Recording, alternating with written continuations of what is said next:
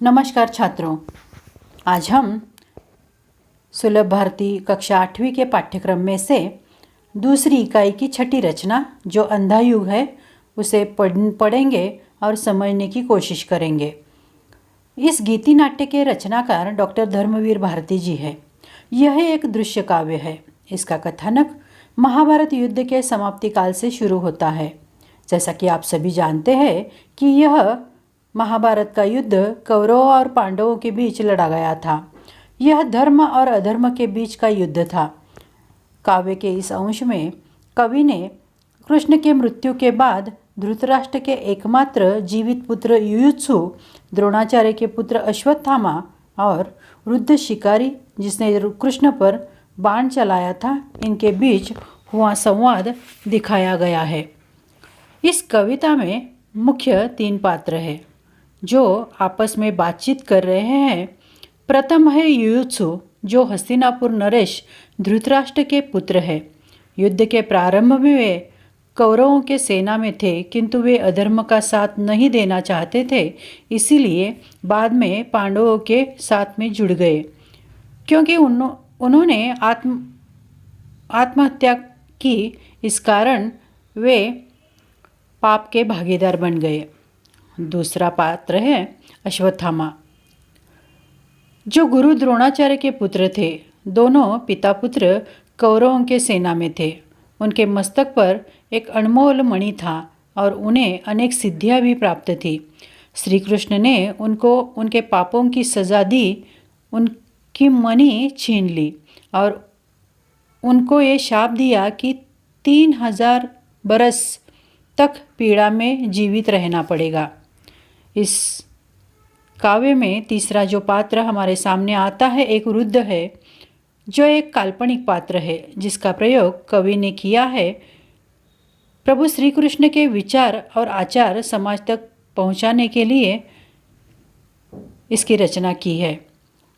तो छात्रों, प्रस्तुत अंश में डॉक्टर धर्मवीर भारती जी द्वारा लिखित गीति नाट्य से लिया गया अंधा युग समझने जानने की आज हम कोशिश करते हैं।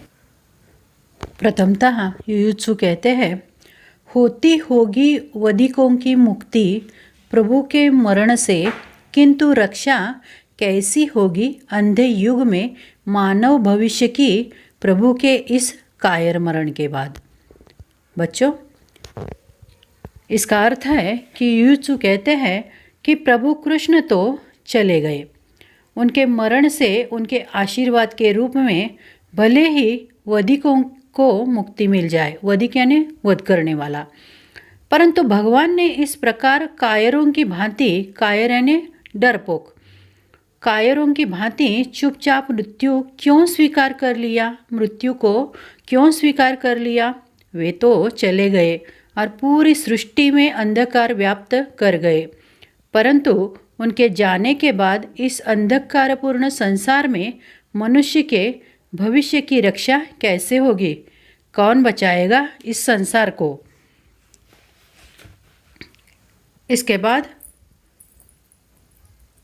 अश्वत्थामा कहते हैं, कायर मरण मेरा था शत्रु वह, लेकिन कहूँगा मैं दिव्य शांति छाई थी उसके स्वर्ण मस्तक पर। इसका अर्थ जानने की कोशिश करेंगे हम। अश्वत्थामा कहते हैं कि भगवान ने कायरों की भांति चुपचाप मृत्यु को स्वीकार कर लिया। भगवान यानी भगवान श्री कृष्ण। युयुत्सु, यह तुम क्या कह रहे हो? कृष्ण कायर नहीं है, डरपोक नहीं है। युयुत्सु, कृष्ण मेरे शत्रु थे। अश्वत्थामा कहते हैं कि ज़रूर कृष्ण मेरे शत्रु थे। उन्होंने मुझसे मेरी मणि छीन ली, परंतु फिर भी मैं कहूँगा, मैंने देखा था कि मृत्यु के समय भी उनके प्रभापूर्ण मस्तक पर दैवी शांति छाई हुई थी। इस पर वृद्ध कहते हैं, बोले, अवसान के क्षणों में प्रभु मरण नहीं है ओ व्याध, मात्र रूपांतरण है यह। सबका दायित्व लिया मैंने अपने ऊपर, अपना दायित्व सौंप जाता हूँ मैं सबको। अब तक मानव भविष्य को मैं जिलाता था, लेकिन इस अंधे युग में मेरा एक अंश निष्क्रिय रहेगा, आत्मघाती रहेगा और विगलित रहेगा। संजय, युयुत्सु, अश्वत्थामा की भांति, क्योंकि इनका दायित्व लिया है मैंने, बोले वे, लेकिन शेष मेरा दायित्व लेंगे बाकी सभी। मेरा दायित्व वह स्थित रहेगा हर मानव मन के उस वृत्त में जिसके सहारे वह सभी परिस्थितियों का अतिक्रमण करते हुए नूतन निर्माण करेगा। पिछले ध्वंसों पर मर्यादायुक्त आचरण में, नित्य नूतन सृजन में, निर्भयता के, साहस के, ममता के, रस के क्षण में जीवित और सक्रिय हो उठूंगा मैं बार बार। इसका अर्थ है, रुद्र कहते हैं, प्रभु ने जाते समय कहा था, हे वधिक, यह मेरा मरण नहीं है, यह तो मात्र मेरा रूपांतरण है। रूपांतरण यानी रूप का परिवर्तन। आज तक सभी जीवों का दायित्व मैंने अपने ऊपर ले रखा था। अब मैं सबका उत्तरदायित्व उन सब को ही सौंप कर जा रहा हूँ। अब तक मनुष्य के भविष्य की मैं चिंता किया करता था, लेकिन अब आने वाले अंधकारमय युग में मेरा एक अंश निष्क्रिय रहेगा, कुछ नहीं करेगा। दायित्व यानी जिम्मेदारी शिथिल रहेगा और इस प्रकार मानो अपने हाथों अपनी मृत्यु का कारण बनेगा। संजय, युयुत्सु और अश्वत्थामा के समान, क्योंकि इनका दायित्व मैंने लिया था। प्रभु श्री कृष्ण ने यह भी कहा था कि शेष सभी जीव मेरा उत्तरदायित्व संभालेंगे। प्रत्येक मानव मन में मैं रहूँगा और मनुष्य सभी विपरीत परिस्थितियों का सामना करते हुए नित्य नवीन सृजन करेगा। ऐसे लोगों का आचरण मर्यादापूर्ण होगा। उनके नूतन सृजन में उनकी निर्भयता, उनके साहस और प्राणी मात्र के प्रति उनकी ममता के रस में सराबोर होकर मैं बार बार जीवित होकर सक्रिय हो उठूँगा। इसके बाद अश्वत्थामा कहते हैं, उसके इस नए अर्थ में क्या हर छोटे से छोटा व्यक्ति विकृत, अर्धबर्बर, आत्मघाती, अनास्थामय अपने जीवन की सार्थकता पा जाएगा? इसका अर्थ, प्रभु ने जो कहा है उस संदर्भ में क्या हर व्यक्ति, चाहे वह कितना ही छोटा हो, विकृत बुद्धि वाला हो या असभ्य हो, अपने हित अहित के विषय में सोचे बिना काम करने वाला हो या सृष्टि के प्रत्येक प्राणी, प्रत्येक वस्तु पर अश्रद्धा रखने वाला हो, सभी अपने जीवन की सार्थकता प्राप्त कर सकेंगे? इस पर वृद्ध ने उत्तर दिया है, निश्चय ही वे है भविष्य, किंतु हाथ में तुम्हारे है। जिस क्षण चाहो उनको नष्ट करो, जिस क्षण चाहो उनको जीवन दो या जीवन लो। वृद्ध का कहना है कि अवश्य कर सकेंगे, किंतु अब यह तुम्हारे अधीन है कि तुम जब चाहे ऐसे लोगों को नष्ट कर दो, जिस क्षण चाहे उन्हें जीवन दो, चाहे जीवन लो।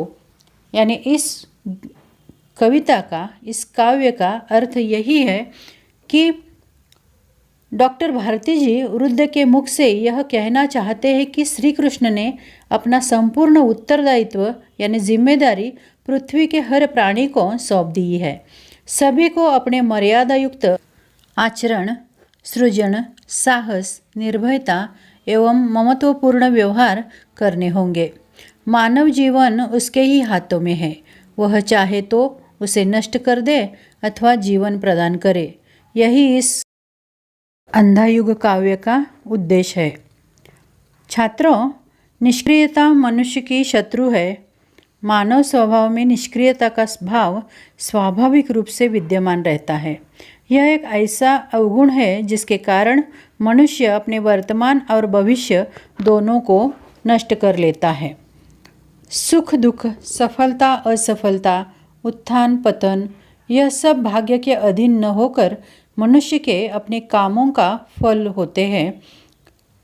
जो व्यक्ति करने योग्य कार्य करता है उसका फल उसे सौभाग्य के रूप में प्राप्त होता है।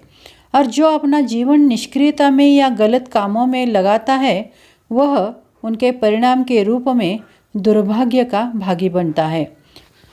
भाग्य मनुष्य के कर्मों के आधार पर बनता है, अतः मनुष्य कर्म करने के लिए स्वतंत्र है। इस प्रकार मनुष्य का भविष्य उसके अपने हाथों में है। यदि मनुष्य चाहता है कि उसके भाग्य में श्री, समृद्धि, वैभव, ऐश्वर्य और सुख सुविधाओं का समावेश हो तो उसे निरंतर कर्म करते रहना चाहिए। मार्ग में जो भी बाधाएं तथा कठिनाइयाँ आए उनसे निराश हुए बिना आगे बढ़ते रहना चाहिए। ईश्वर ने मनुष्य को सर्वश्रेष्ठ बनाया है, वह चाहे तो उन्नति के शिखर तक पहुंच सकता है। आवश्यकता है केवल और केवल परिश्रम की। धन्यवाद।